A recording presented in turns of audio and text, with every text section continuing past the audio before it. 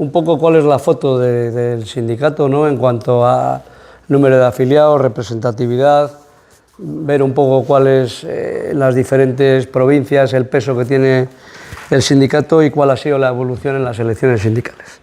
Nosotros en estos momentos, la Unión General de Trabajadoras y Trabajadores tiene en Euskadi 32.784 delegados, esto afiliados y afiliadas, de los cuales están repartidos en 7.273 en Álava, en Vizcaya 19.801 y en Guipúzcoa 5.710 afiliados y afiliadas, que, como digo, hace un total de 32.784. La representación entre hombres y mujeres sigue estable en el entorno del 60-40, un 60% de hombres, un 40% de mujeres. Ha crecido sustancialmente en los últimos años el número de mujeres en el sindicato y en ese sentido pues estamos muy satisfechos con la incorporación de la mujer al sindicalismo.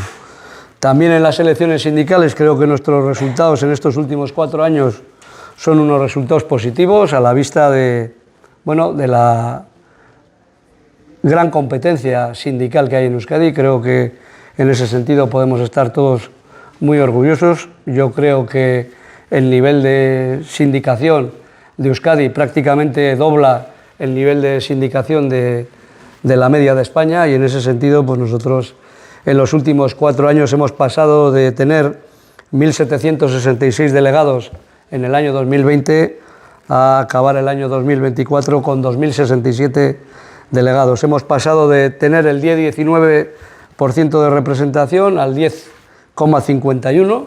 Hemos aumentado en números absolutos en 301 delegados y eso ha supuesto que el sindicato en los últimos años haya mejorado su representación en un 0,32%.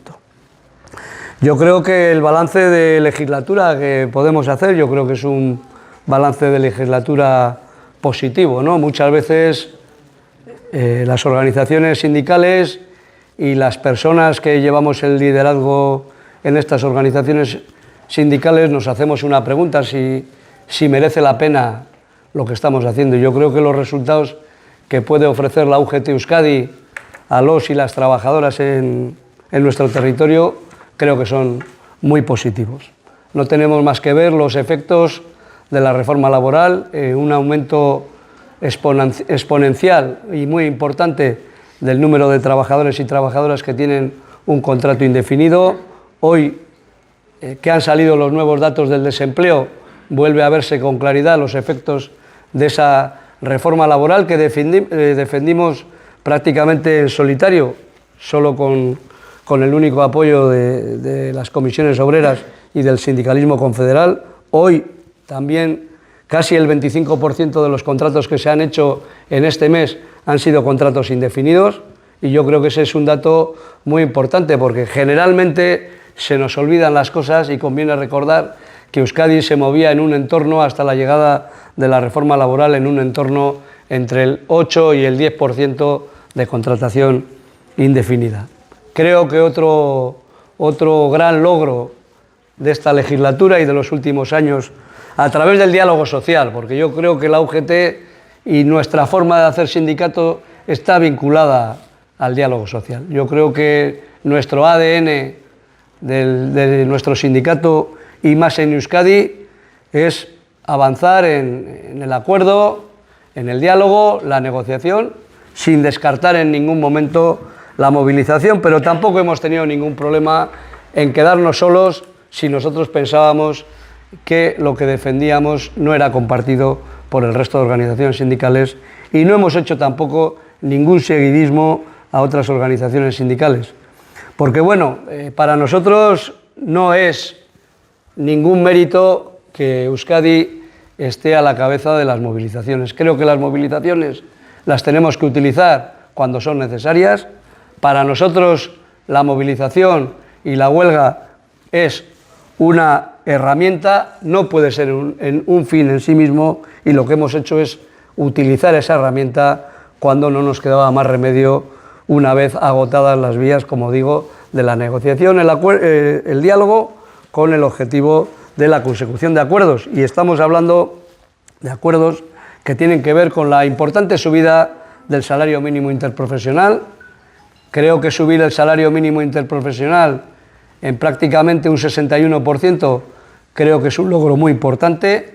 Además, vosotros que conocéis el tema, cada vez son más los trabajadores y las trabajadoras que están afectadas por ese salario mínimo en Euskadi. Estamos hablando de que ya son alrededor de 60.000 los trabajadores y las trabajadoras afectadas con ese salario mínimo. También no cabe duda, y ese va a ser un reto, como ha dicho Arantxa, de futuro, si somos capaces de convencer a la patronal de la necesidad de que haya un salario mínimo de convenio en la negociación colectiva en Euskadi.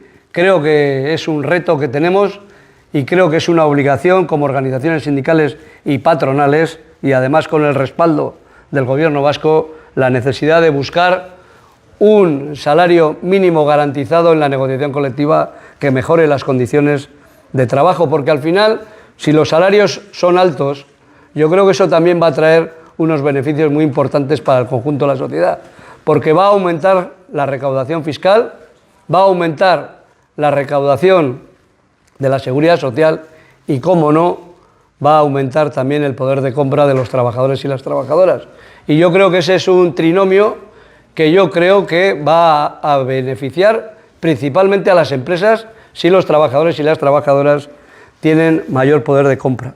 También tenemos que estar muy orgullosos de que al final el sindicato no se ha olvidado de aquellos trabajadores y trabajadoras que peor lo están pasando. Hemos mejorado sustancialmente las retribuciones vinculadas a la renta de garantía de ingresos, sobre todo para aquellas familias que tienen más miembros y que esos miembros son niños y niñas. También hemos puesto en marcha, para aquellas personas que no les llegaba la renta de garantía de ingresos, hemos puesto el ingreso mínimo vital. Hoy, entre uno y otro, son más de 60.000 familias en Euskadi las que vienen disfrutando de esa protección social gracias a ese aumento de la recaudación fiscal y a ese efecto de solidaridad de los trabajadores y trabajadoras que estamos en activo con aquellos trabajadores y trabajadoras que peor lo están pasando. También, y hoy también tiene sentido que hagamos esto, nuestro trabajo para dar una oportunidad a los trabajadores y las trabajadoras mayores de 45. Hoy tenemos los datos de nuevo, son crudos, estamos hablando de que prácticamente 60.000 trabajadores y trabajadoras de nuestros más de 108.000 desempleados son mayores de 45 años y creo que como sociedad no podemos prescindir de esa experiencia y de ese trabajo de esas personas. Y tenemos que esforzarnos para darles más pronto que tarde una salida que les devuelva al mercado del trabajo. Y en este caso también, cómo no, hablar de la situación de las mujeres, ¿no? Estamos haciendo un trabajo de mejora de las condiciones, de mejora de los salarios, de la mejora del salario mínimo interprofesional y está impactando claramente en la reducción de la brecha salarial. Como sabéis, la brecha salarial se ha reducido también en Euskadi en un 5% y en ese sentido tiene que ver con los aumentos salariales, porque al final somos conscientes de la feminización de algunos sectores y que tenemos que dar una respuesta. Todo lo que está vinculado a la ayuda a domicilio, lo que está vinculado al cuidado de nuestros mayores, las empleadas de hogar, todos esos sectores feminizados tenemos que darles la importancia que se merecen, y la importancia que se merecen no cabe duda que está vinculada con la mejora de los salarios. Otro tema que nos parece muy importante es el tema de los acuerdos que hemos llegado en el tema de las pensiones. Hasta ahora, como sabéis, porque muchos de los que estáis aquí lleváis muchos años escribiendo sobre estos temas, hasta ahora todas las reformas que se hacían, el objetivo era reducir el gasto, era rebajar las pensiones, buscar mecanismos que imposibilitaran la subida de las pensiones.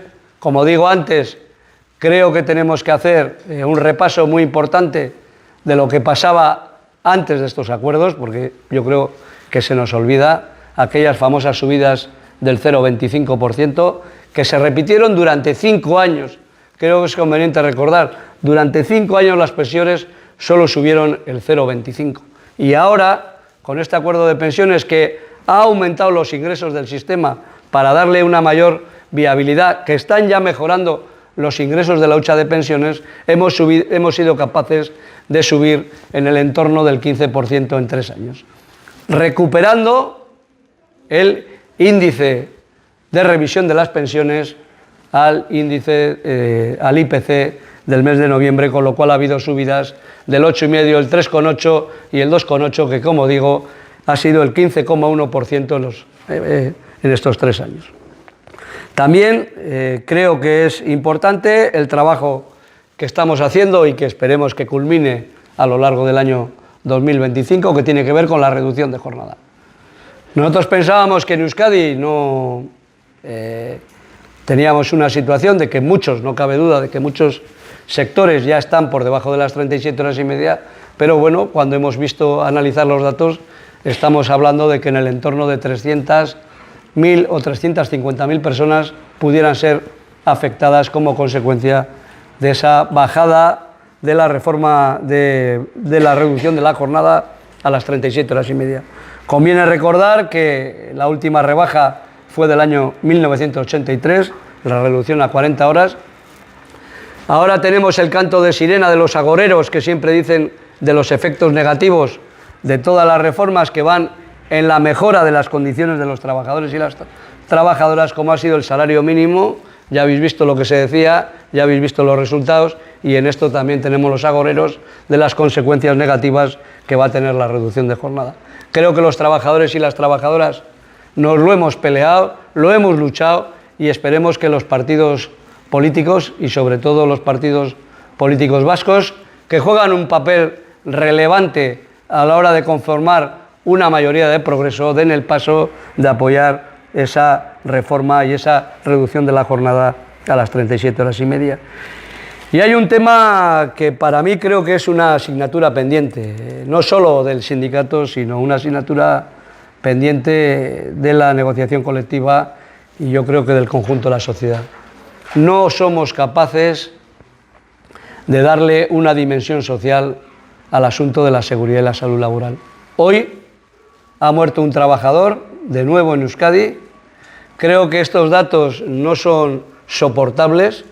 Creo que no podemos admitir como sociedad que cada día alrededor de 120 trabajadores y trabajadoras sufran un accidente con baja, que en España mueran al año aproximadamente unas 800 personas, y creo que tiene que haber un revulsivo social. Nosotros entendemos que le tenemos que dar una dimensión social al problema. Creo que como sociedad hemos sido capaces de reducir la siniestralidad en nuestras carreteras, hemos sido capaces, además desde la unidad, luchar contra la violencia de género, y creo que la asignatura pendiente que tenemos, no solo como empresarios y trabajadores, ¿no?, porque yo creo que lo tenemos que sacar de ese marco, creo que tenemos un debe con el conjunto de la sociedad para darle la importancia que tiene en el tema de la seguridad y la salud laboral. Y decirle una cosa a la patronal vasca: esto sí que es una responsabilidad clara de la patronal. La responsabilidad del cumplimiento de la legislación laboral en medidas de seguridad y prevención es exclusiva de las empresas. No pueden buscar excusas. No nos podemos permitir, como he dicho antes, que un número importante de trabajadores y trabajadoras pierdan la vida por ir a trabajar. Y también queremos hablar de otro tema, un tema que la patronal hace hincapié interesadamente y que nosotros entendemos que los datos de ese absentismo que dice la patronal, creo que hay que enmarcarlos en la situación que tiene Euskadi. Euskadi, conviene recordar que es una de las comunidades que tiene mayor número de trabajadoras y trabajadoras trabajando en función de la edad. Estamos hablando que en torno al 24-25% de los trabajadores y trabajadoras que trabajan en Euskadi hoy son mayores de 55. Creo que eso también está incidiendo con claridad en los datos de absentismo. También tiene que ver la situación que ha pasado Osakidetza.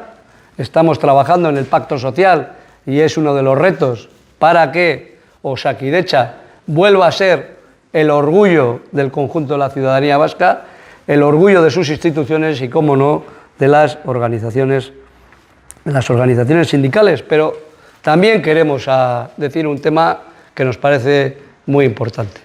Y creo que también en la reforma y en los retos que tiene Osakidetza en el futuro, queremos que uno de los temas que se trate, de uno de los temas que se haga hincapié, que se hable, es el vinculado con la salud mental. Hoy, en Euskadi, 1 de cada 4 bajas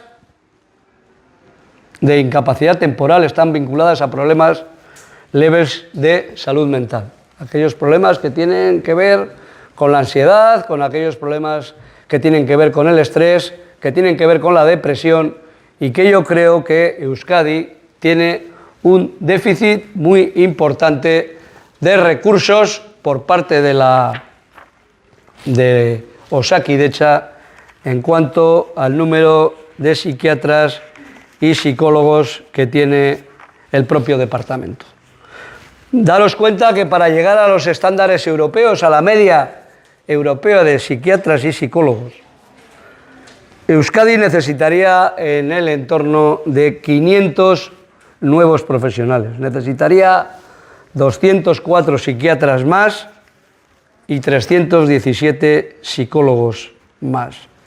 Creo que es importante, creo que tiene que ser un tema vital y para nosotros debiera de jugar un papel relevante en el futuro diseño de Osakidetza. Yo creo que en ese sentido tenemos que estar orgullosos del trabajo que hemos hecho.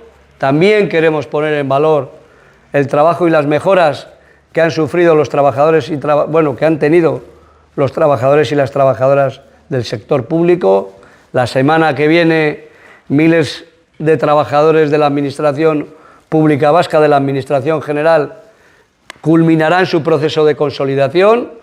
Va a haber una reducción importante en el número de trabajadores y trabajadoras que van a tener su situación estable por fin en la Administración General de la Comunidad Autónoma. Se está abriendo un proceso de consolidación en el conjunto de las administraciones públicas vascas como consecuencia de los acuerdos que ha llegado nuestro sindicato en Madrid con el Gobierno y que también ha supuesto un aumento retributivo en el entorno del 10% de las retribuciones de los trabajadores y las trabajadoras públicas. Yo, sin más, anunciar que no me voy a presentar a un nuevo mandato. Yo creo que ya he pasado una parte muy importante de mi vida, primero como secretario de organización y luego como secretario general. De hecho, fui del año 2009 al año 2013 secretario de organización del sindicato y luego pues fui elegido secretario general en el año 2013. Bien es cierto que cuando tomé posesión del cargo nosotros pensábamos en un horizonte temporal de 2 legislaturas. Por circunstancias del sindicato, el conjunto de la organización pensó que podía estar un mandato más. Pero bueno, yo creo que ha llegado el momento. La UGT es una organización consolidada y yo creo que ha llegado el momento de dar un paso al lado y que la organización elija, la semana que viene, la persona que vaya a ocupar la Secretaría General. Para mí ha sido un orgullo poder ser el secretario general de esta organización. No cabe duda, una organización centenaria como la nuestra, que dio sus primeros pasos en Euskadi allí por el año 1890, que es cuando la UGT celebra su primer 1 de mayo, allí en la margen izquierda, en la Arboleda, dando voz a los más débiles en aquel momento, como eran los trabajadores de las minas y una incipiente industrialización. Durante esos años, pues la UGT ha jugado un papel relevante y hoy, pues como digo, que la UGT, con los momentos tan complicados que ha pasado, porque yo creo que también conviene recordar eso, hemos tenido compañeros, principalmente compañeros, que perdieron la vida por asesinados por la banda terrorista ETA, y bueno, conviene también hacer un recuerdo a esas personas que durante unos años fueron capaces de mantener esa llama que, bueno, pues que hoy ha consolidado a la UGT de Euskadi como un referente social, como ya os digo, con más de 32.000 afiliados y afiliadas que pagan su cuota mensualmente, con más de 2.000 delegados y delegadas que son la cara y los ojos de la UGT en los centros de trabajo, que también quiero aprovechar este momento para agradecerles ese trabajo y ese esfuerzo que hacen, siendo, como digo, el referente en las empresas, y que, bueno, pues hemos hecho muchas cosas en solitario, la reconversión industrial, el Estatuto de los Trabajadores.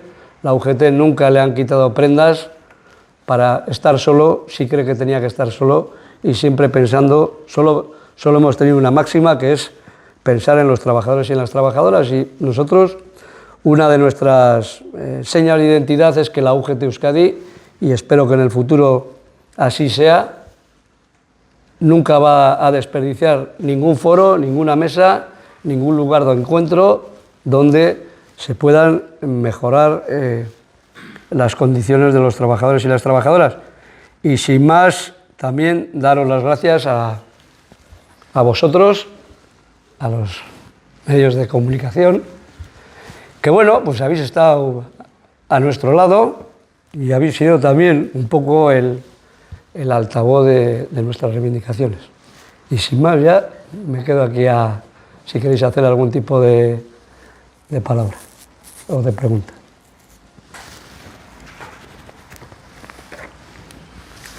¿No nos puede dar alguna pista de la persona que la ejecutiva considera? No, porque en estos momentos se está trabajando con las diferentes federaciones y conformando el equipo. Yo creo que la semana que viene, a más tardar, yo creo que lunes o martes, pues seremos capaces de poder ya definir el equipo y la persona que va a encabezar la candidatura. Pero bueno, yo creo que al final se trata de una transición ordenada, en una organización cohesionada, y que yo creo que en ese sentido es el mejor momento para poderlo hacer. Yo ya digo, yo ya llevaba demasiados años, estamos hablando prácticamente de 12 de secretario general más 4 de secretario de organización. Daros cuenta que entré aquí con 46 y hoy tengo 62. Creo que es más que suficiente, y además hemos pensado que era el momento de hacerlo. ¿Pero hay más de una persona dispuesta a coger el relevo o solamente hay una...? Hombre, nosotros vamos a trabajar para que solo haya una persona, vamos. Nuestro objetivo es que haya una sola persona, vamos. Y en eso estamos trabajando. Por eso no podemos decir hoy, porque, bueno, pues se está consensuando con las diferentes organizaciones del sindicato, y en ese sentido. Pero bueno, nosotros lo que estamos viendo es que todo el mundo está trabajando y remando en el mismo sentido, ¿no? Como dice aquel, bastantes problemas tenemos ya afuera como para buscarnos problemas dentro. Yo creo que el sindicato en ese sentido goza de buena salud, y bueno, vamos a ver si somos capaces de hacer un buen congreso de despedida y hacer un buen congreso también para la persona que ostente la Secretaría General para los próximos años. ¿De estos 12 años te quedas con un momento concreto? Yo creo que todo lo que tiene que ver con la pandemia, ¿no? Yo creo que nadie pensaba que pudiéramos vivir una situación como esa. Y yo creo que además Euskadi, en ese sentido, y a través también del diálogo social, fuimos capaces de dar respuesta durante toda la pandemia, porque hubo muchas comunidades que en algunos momentos complementaron a aquellos trabajadores y trabajadoras que peor lo estaban pasando, porque nos tenemos que acordar que hubo momentos en los que hubo más de 200.000 trabajadores y trabajadoras en ERTE, También esas personas que hemos hablado antes de sectores feminizados eran los que peor lo estaban pasando, porque bueno, también hay un tema que yo creo que es un debe que yo creo que no hemos estado a la altura de las circunstancias los sindicatos, que es, a mí en la Confederación me recuerdan, muchos me llaman Raúl el del IPREN, porque es una de las batallas que llevo dando yo, porque claro, el salario mínimo interprofesional ha crecido sustancialmente, pero el IPREN prácticamente está congelado, y el IPREN, los trabajadores y las trabajadoras que están en un ERTE o que cobran una prestación por desempleo tienen sus topes vinculados al IPREN, y yo pues es uno de los temas que llevo machacando en el conjunto de la Confederación, que es muy importante subir el IPREN, el salario mínimo interprofesional, pero que no nos podemos olvidar de esos trabajadores que en un momento dado pierden su puesto de trabajo y van a cobrar prestaciones. Estamos hablando que en el entorno del 1,5 millones de trabajadores y trabajadoras están cobrando o bien una prestación contributiva o bien un subsidio. Entonces, para nosotros también es importante. Ese es uno de los debes que me ha quedado a mí, porque ya os digo, pues yo he llevado pues durante mucho tiempo intentando convencer a mi organización y convencer también a los gobiernos de la necesidad de subir el IPREN, pero como el IPREN está vinculado a los presupuestos, y ya sabéis lo complicado que es poder sacar unos presupuestos a nivel estatal, pues ahí está congelado en 600 euros. Daros cuenta que ha subido 70, 80 euros en los últimos 10, 12 años, o sea que es una cosa. Cuando nació, el IPREN sobre el salario mínimo representaba en torno al 90-92%. Hoy el IPREN, con respecto al salario mínimo, representa el 52%. Creo que necesita una revisión urgente, y yo creo que ese es uno de los debes que me ha quedado a mí, como el tema de la seguridad y la salud laboral. ¿Y le gustaría que quien cogiera su relevo fuera la mujer? Hombre, yo creo que también, pues yo creo que la organización se lo debe a las mujeres, ¿no? Y yo creo que en ese sentido, pues bueno, es posible que sea una mujer, no cabe duda. Oye, tienen un peso importante cada vez mayor, no solo en la afiliación, sino en el número de delegados mujeres, ¿no? Y en ese sentido, pues bueno, yo creo que culminaríamos pues un poco un trabajo en el sentido de dar visibilidad y luchar claramente porque bueno, pues las mujeres ocupen los puestos que le correspondan, ¿no? ¿Qué vas a hacer ahora? ¿Te vuelves a Lanbide o ¿Eh? te jubilas? ¿Te vuelves a Lanbide o te jubilas? No, jubilar no me puedo jubilar, no soy tan mayor, joder. Tengo 62, hombre, no creo que vuelva a Lanbide, no creo. No, yo estaré aquí a lo que decida el sindicato. Además, Lanbide, sabéis que este año también va a ser un año complicado para Lanbide, sabéis que cambia la forma jurídica, pasa de organismo autónomo a ente público de derecho privado, y bueno, pues yo algo tuve que ver en las transferencias del año 2011, y sí que me gustaría poder jugar, si el sindicato lo decide, jugar algún papel relevante en la definición y en la nueva relación de puestos de trabajo y en el futuro diseño de Lanbide, ¿no? Creo que Lanbide, como hemos dicho, tiene que jugar un papel relevante, no solo en la gestión de las ayudas, que también, sino ser un instrumento que dé respuesta a esos datos que tenemos mes a mes, ¿no? Que yo creo que tengamos casi 60.000 trabajadores y trabajadoras mayores de 45 años y un montón de necesidades en las empresas, creo que tenemos que casar eso, ¿no? Alguno dirá, bueno, pues eso lo lleváis diciendo toda la vida, ¿no? Y yo que llevo desde el año 89 vinculado a las políticas públicas y a las políticas activas como trabajador primero del Servicio Público de Empleo, INEM, en aquel momento, y posteriormente con la transferencia, pero creo que el objetivo es ese, ¿no? Casar la oferta con la demanda, formar de manera que casen esas ofertas, y creo que el reto de Lanbide es no solo ser un organismo gestor de ayudas, sino que convertirse en un verdadero servicio público de empleo, y yo creo que ese va a ser el trabajo de definir esta herramienta para los próximos años, y ahí si el sindicato lo decide, pues sí que me gustaría seguir vinculado a eso. Bueno, yo ocupo una serie de puestos en el Consejo de Administración de Lanbide, en el Consejo Económico y Social Vasco, que si el sindicato lo considera oportuno, pues lo seguiré desarrollando y voy a estar aquí ayudando a los compañeros y compañeras en hacer una transición lo mejor que se pueda. Yo creo que en ese sentido, pues lo que nos queda, los que damos un paso al lado, es ayudar y colaborar en la mejora y en la consolidación de esta transición y que, bueno, pues la UGT siga dando respuesta a los problemas y a las necesidades de los trabajadores y las trabajadoras. Eskerrik asko.